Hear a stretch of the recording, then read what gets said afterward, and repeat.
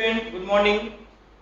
पिछले क्लास में हम लोग इवापोरेशन देखे थे और फैक्टर इफेक्टिंग्स ऑफ इवापोरेशन देखे थे, बट एक क्वेश्चन काफी इंपॉर्टेंट है। अप्रॉक्स कई सारे बच्चों का फोन आया कि सर इस क्वेश्चन को कैसे सॉल्व करें। ये क्वेश्चन समझ में नहीं आ रहा कि है क्या। What is the physical state of water at 25 degree Celsius, 0 degree Celsius and 100 degree Celsius. Question है, अगर आप ऐसे देखते हैं 25 degree Celsius, it means water exist in liquid state. 0 degree Celsius आप देखेंगे तो आप ये देखेंगे 0 degree Celsius it mean water convert into the ice, it means solid state. आपके दिमाग में यही चल रहा होगा कि 0 डिग्री की जैसे बात की है तो आपके दिमाग में यही चल रहा होगा कि it's a solid state. But आपको ये भी दिमाग में रखना है कि 0 डिग्री पे सॉलिड स्टेट भी होता है वाटर और लिक्विड स्टेट में भी होते हैं। ये देखेंगे हम लोग कि 0 डिग्री पे सॉलिड स्टेट और लिक्विड स्टेट कैसे लाइज करता है। 100 डिग्री की बात की जाए तो आपके दिमाग में डायरेक्ट आता है, it means evaporation. Evaporation means water changing to the gaseous state. आपके दिमाग में यही चल रहा होगा कि 100 डिग्री बोले इसका मतलब ये हो गया कि 100 डिग्री सेल्सियस पे वाटर जो है वो इवापोरेट कर जाएगा, यानी वो गैसियस स्टेट में चला जाएगा। यही होगा आपके दिमाग में, लेकिन ऐसा बिल्कुल नहीं है।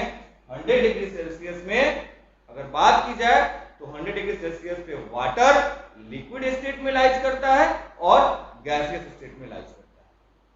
ठीक, तो अब हम इसको कैसे देखेंगे, ये कैसे पता चलेगा कि 0 डिग्री सेल्सियस पे वाटर जो है वो सॉलिड स्टेट में भी है और लिक्विड स्टेट में भी है, और 100 डिग्री सेल्सियस में लिक्विड स्टेट में भी है और गैसियस स्टेट में भी है।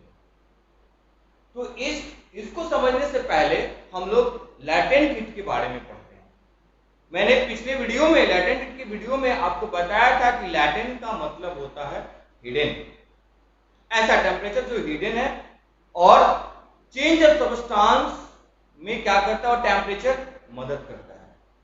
मींस अगर वो सॉलिड टू लिक्विड जा रहा है वहां जो टेम्परेचर का रिक्वायरमेंट है दैट मींस लैटेंट हीट। और उस लैटेंट हीट के अंदर आपको मैंने एक ग्राफ बताया, और वो ग्राफ इसलिए भी इंपॉर्टेंट बताया था क्योंकि आप ये जो 0 डिग्री सेल्सियस और 100 डिग्री सेल्सियस है इसको आप अच्छे तरीका से समझ सकें। तो अब मैं इस टॉपिक को स्टार्ट करें उससे पहले मैं ये बोलना चाहता हूं आपको कि जो इवापोरेशन का जो कुछ और इंपॉर्टेंट पॉइंट्स बचे हुए हैं उसको मैं नेक्स्ट वीडियो में कैरी करूंगा, और आज मैं इसको देखेंगे कि ये कैसे एग्जामिनेशन के लिए भी इंपॉर्टेंट है और ये कैसे 0 डिग्री पे सॉलिड लिक्विड और 100 डिग्री पे लिक्विड गैस होते हैं। तो देखिए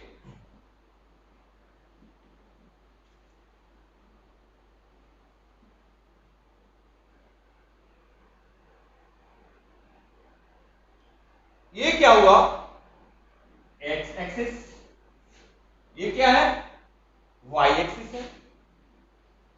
एक्स एक्सिस पे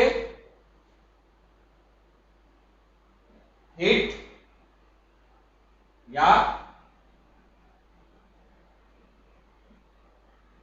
टेम्परेचर ले लिए,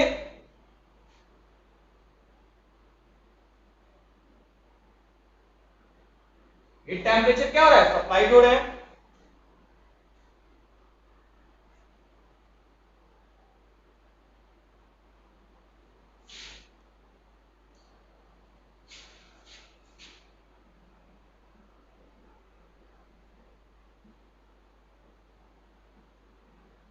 टेम्परेचर हो गया सेल्सियस में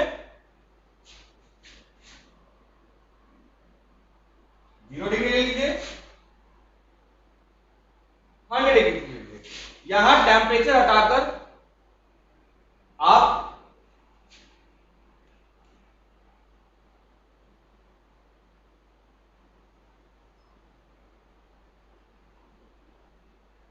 हीट एनर्जी ले लीजिए। यहां क्या ले लीजिए, हीट एनर्जी ले लीजिए, और यहां टेम्परेचर आप किस में ले लिए, सेल्सियस में ले लिए। सपोज दैट अब आपको मैंने ग्राफिकली रिप्रेजेंटेशन से बताया था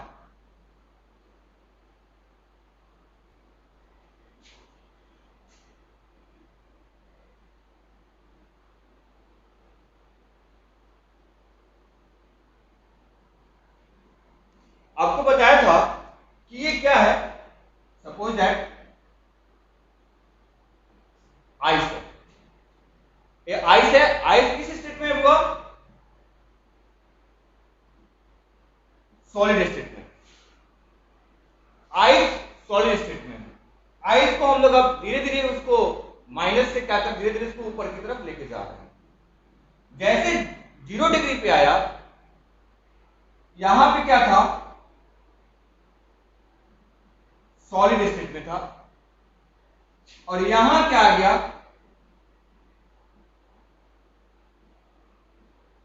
लिक्विड स्टेट में आया।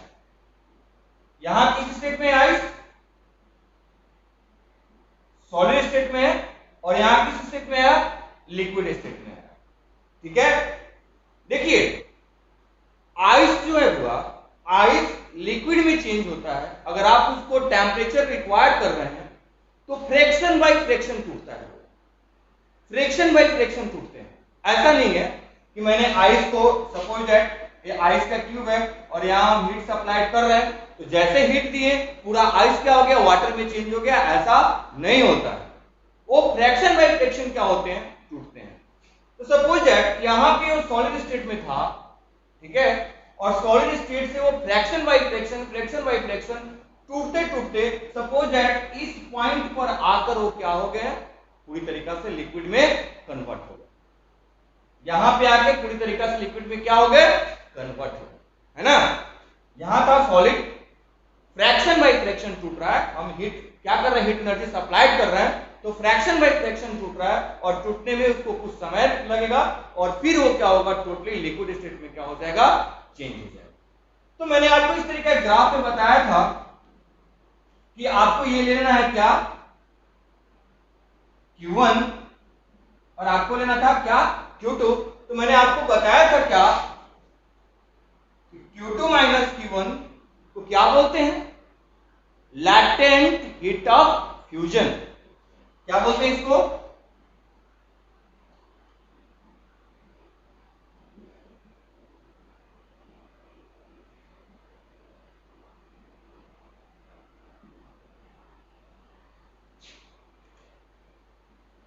Q2 minus Q1, Q2 minus Q1, इसको लैटेंट हीट ऑफ फ्यूजन बोलते हैं। क्या बोलते हैं, लैटेंट हीट ऑफ फ्यूजन। ठीक है, और लैटेंट का मतलब तो आप जान रहे हैं कि हिडन टेम्परेचर। तो लैटेंट हीट ऑफ फ्यूजन मैंने बताया था कि solid fuse into liquid state, हाँ, solid state fuse into a liquid state, that is called latent heat of fusion. तो यहाँ पे एक टेम्परेचर रिक्वायर्ड हो रहा है 0 डिग्री सेल्सियस पे। आप यहाँ पे स्केल लेकर मेजर करना शुरू कीजिएगा, तो यहाँ पे 0 डिग्री सेल्सियस होगा, यहाँ पे 0 डिग्री सेल्सियस होगा, यहाँ पे 0 डिग्री सेल्सियस होगा। एक सर्टेन 0 डिग्री सेल्सियस यहाँ तक आएंगे, और जैसे 0 डिग्री सेल्सियस आएगा उसके बाद क्या होगा, ये ऊपर की तरफ बढ़ना शुरू कर देंगे। कहां चले आएंगे, ये जैसे आएंगे कहां पे, 100 डिग्री सेल्सियस पे आएंगे, है ना। 100 डिग्री सेल्सियस पे आ गया, 100 डिग्री सेल्सियस आने के बाद अब इसको कुछ समय लगेगा, और समय लगने के बाद क्या होगा, ये यहां से लिक्विड स्टेट आ गया, और यहां किस स्टेट में आ गया, गैसेस स्टेट में आ गया।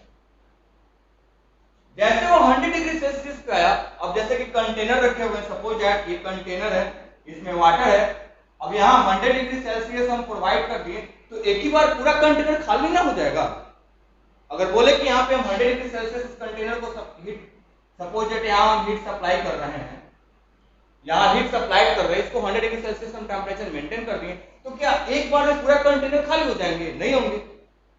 इसको भी गैस में चेंज होने में क्या लगेगा, फ्रैक्शन बाय फ्रैक्शन लगेंगे, तभी ये गैस स्टेट में क्या होगा, चेंज होगा, फ्रैक्शन बाय फ्रैक्शन चेंज होंगे। तो हो सकता है कि यहाँ लिक्विड है और टेम्परेचर उसको मिलता गया एक ऐसा टेम्परेचर है कि जहां से वो गैसियस के फॉर्म में होना क्या हो गया, शुरू हो गया, गैस के फॉर्म में जा रहा, तो आएगा पॉइंट जहां पे पूरा लिक्विड क्या हो जाएगा, गैसियस स्टेट में चेंज हो जाएगा। यानी मैंने आपको इसको ही बताया था, Q3 बताया था क्या, Q4 लिखा था क्या, Q4 minus Q3, that is latent heat of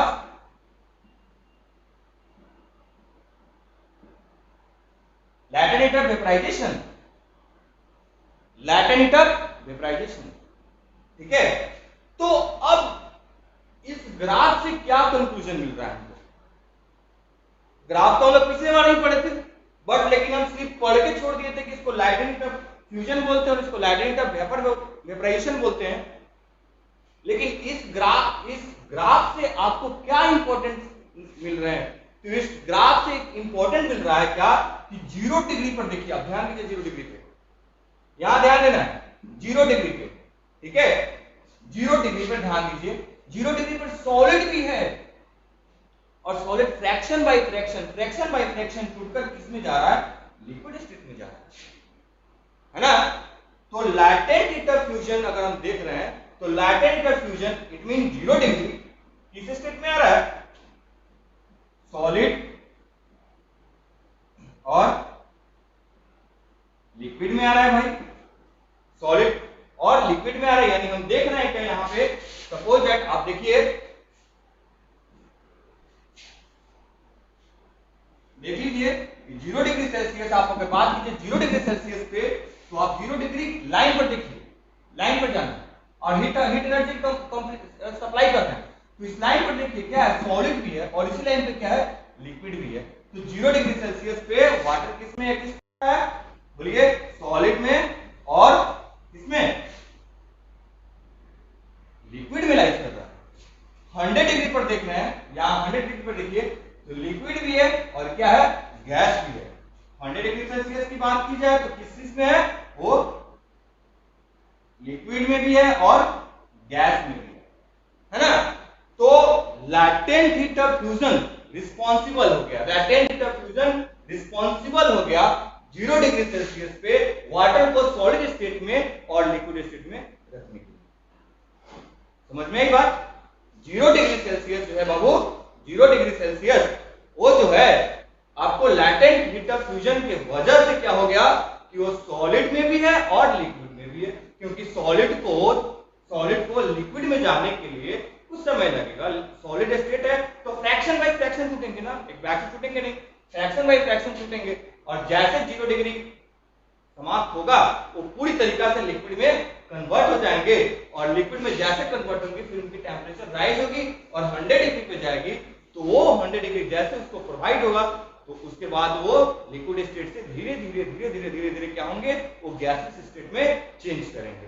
तो आप यहां देख रहे हैं कि 0 डिग्री इंपॉर्टेंट है और ये एग्जामिनेशन में पूछा जाता है, इंपॉर्टेंट होते हैं और आपके ये नॉलेज के लिए काफी इंपॉर्टेंट है कि आपसे कोई पूछ देगा कि 0 डिग्री सेल्सियस पे, आप 0 डिग्री सेल्सियस पे क्या होता है, तो आप बोलेंगे सॉलिड है, वो बोलेगा लिक्विड स्टेट में है, तो आप कंफ्यूज जाएंगे ना, कैसे एक ही टेम्परेचर पे सॉलिड आ रहा है और कैसे एक ही टेम्परेचर पे लिक्विड स्टेट जा रहा है, आप कंफ्यूज हो जाएंगे। तो कंफ्यूजन की बात नहीं है, हम लोग ग्राफ पढ़े हैं, इसी के लिए हम लोग ग्राफ पढ़े थे कि हम बाद में कंफ्यूजन में ना रहे कि 0 डिग्री पे सॉलिड भी है और लिक्विड भी है और 100 डिग्री पे क्या है, लिक्विड भी है और गैस भी है। बिल्कुल कंफ्यूजन की बात नहीं है, due to latent of graph representation देख रहे हैं और इसी ग्राफ रिप्रेजेंटेशन के वजह से ये किसमें चेंज हो रहे हैं, सॉलिड लिक्विड और लिक्विड गैस। अब बात आती है 25 डिग्री सेल्सियस की, तो भैया यहाँ 0 डिग्री है, यहाँ देखिए बाबू यहाँ 0 डिग्री है और यहाँ 100 डिग्री है। सपोज दैट यहाँ हम ले लिए 25 degree Celsius, suppose that we take 25 degree Celsius, तो यहाँ से this point to this point they lies in liquid state, तो at 25 degree Celsius they lies in liquid state। तो आप ये देख लें, बट अब आप इसको स्कूल में अगर पूछा जाए काफी अच्छे तरीका से समझ गए होंगे और आपको अब कोई कंफ्यूजन नहीं होगा। अब स्कूल में इसको कैसे हम लोग डिफाइन करेंगे, कैसे हम लोग लिखेंगे एग्जामिनेशन में, हम लोग उस चीज को अब देखते हैं। देखिए अब एग्जामिनेशन में इसको कैसे लिखेंगे। अब तो ये मेरा जो ग्राफिक का मोड था वो मोड था आपको समझाने के लिए कि 0 डिग्री पे ये दोनों कैसे लाई कर रहे हैं और 100 डिग्री पे ये दोनों कैसे लाई कर रहे हैं। ये ग्राफ था आपको अंडरस्टैंडिंग कराने के लिए। But in the examination we can write here at 25 degree Celsius water at 25 degree Celsius present in liquid state। First का answer 0 degree Celsius at 0 degree Celsius water exists as both solid and liquid, जैसे आप पीछे graph में देख चुके हैं। at this temperature after getting the heat equal to the latent heat of fusion, मैंने latent heat of fusion बताया था ग्राफ में आपको। तो जो हम लोग हीट सप्लाई कर रहे हैं ना वो किसके बराबर होगा, latent heat of fusion equal होंगे। इसलिए सॉलिड का जो फॉर्म है वाटर फॉर्म में आएगा और ये स्टार्ट होंगे किसमें, लिक्विड फॉर्म। ठीक है, और लिक्विड फॉर्म का मतलब क्या हो गया, वाटर हो गया। 100 degree Celsius at the 100 degree Celsius water can exist as both liquid gas, both liquid gas at this temperature after getting the latent heat equal to the latent heat of vapor, water start changing into form its liquid state to its gaseous state, that is water vapor। तो I hope ये जो आपका question है और ये question में जो सबसे इंपॉर्टेंट ये 0 डिग्री सेल्सियस और 100 degree Celsius and 25 degree Celsius का कोई इंपॉर्टेंट है नहीं क्योंकि वो तो लिक्विड स्टेट पे आएगा। ये 0 डिग्री सेल्सियस और 100 डिग्री सेल्सियस क्यों इंपॉर्टेंट है, तो ये रीजन होते हैं इस इंपॉर्टेंट होने का वजह यही रीजन होता है। ठीक है, 0 डिग्री सेल्सियस अगर कोई पूछेगा आपसे तो आप बोलेंगे 0 डिग्री सेल्सियस पे सॉलिड लिक्विड दोनों लाइज करता है और 100 डिग्री पे लिक्विड गैस दोनों लाइज करते हैं। और क्यों करते हैं, तो एक का वजह हो गया क्या, लैटेंट हीट ऑफ फ्यूजन, और दूसरा का वजह क्या हो गया, लैटेंट हीट ऑफ वेपर। अगर फिर भी वो नहीं समझ पाते हैं तो आप ग्राफ से क्या कर सकते हैं, समझा सकते हैं। तो आई होप ये वीडियो आपको अच्छी लगी होगी और आप ज्यादा से ज्यादा समझे होंगे। और जैसे आप क्वेश्चन हमसे पूछते हैं, अच्छा लगता है आप पूछते हैं तो उसको हमको ऐसा भी लगता है कि आप पढ़ रहे हैं और हमको बताने में भी अच्छा लगता है कि चलो बच्चे पूछ रहे हैं, कॉल कर रहे हैं। तो ये नंबर है, वैसे तो आप सभी के पास मेरा नंबर है, लेकिन फिर भी ये मेरा नंबर है और ये मेरा व्हाट्सएप नंबर है। आपको जो प्रॉब्लम होगा आप हमसे पूछिए या आप क्वेश्चन का फोटो खींच के आप क्या कर सकते हो, व्हाट्सएप पे सेंड कर सकते हैं कि सर ये क्वेश्चन समझ में नहीं आ रहा है, और फिर मैं उसको देखूंगा। Thank you.